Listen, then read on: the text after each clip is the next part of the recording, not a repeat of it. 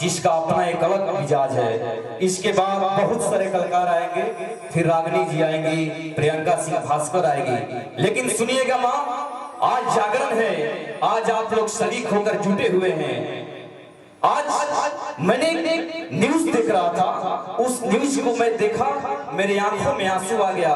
और बहुत पहले मैं न्यूज देखा था, एक बार मैं और बोला था यहाँ पे पंक्ति, लेकिन आज जब मैं देखा मेरे आंखों में आंसू आ गया। सोचिएगा एक माँ क्या होती है, एक विधवा माँ। सुनिएगा मेरी माँ, बस आप एक मिनट मुझे सुन लीजिए।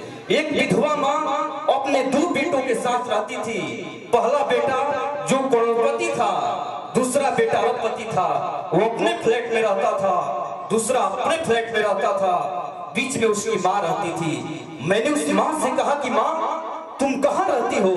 वो माँ कहती है कि जो मेरा पहला करोड़पति बेटा है वो मुझे 15 दिन खाना देता है, जो मेरा दूसरा अरबपति बेटा है वो मुझे 15 दिन खाना देता है।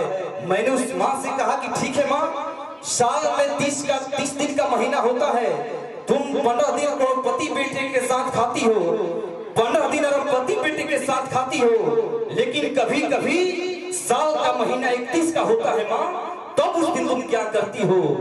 माँ ने जो कहा मेरी आंखों से आंसू आ जाएगा, और आप लोग ताली बजाने से नहीं चुकिएगा। माँ ने कहा कि बेटा 15 दिन मैं करोड़पति बेटे के साथ खाती हूँ, 15 दिन मैं अरबपति बेटे के साथ खाती हूँ, लेकिन कभी कभी साल का महीना 31 का भी होता है बेटा, तो मैं पानी पी के सो जाती हूँ। तब मुझे लगता है कि करोड़पति अरबपति होने में कोई फर्क नहीं पड़ता। ये माँ होती है। तब मैं कहता हूँ कि हमको बनावटी लोगों के व्यवहार अच्छे नहीं लगते। बोलो जी, हमको बनावटी लोगों के व्यवहार अच्छे नहीं लगते। ईमान जहां बिक जाए वो बाजार अच्छे नहीं लगते। यूं तो दुनिया की चकाचौंध सबको लुभाती है, लेकिन जिस घर में माँ और पिता की पूजा न हो वो मुझे कोई त्योहार अच्छे नहीं लगते। ये माँ के प्रति प्रेम है। आइए अब मैं सीधे रोहित प्रधान को आमंत्रित करता हूँ इस मंच पे, और मैं चाहता हूँ ताली बजाकर आप लोग स्वागत कर दीजिए इस बेटे के लिए।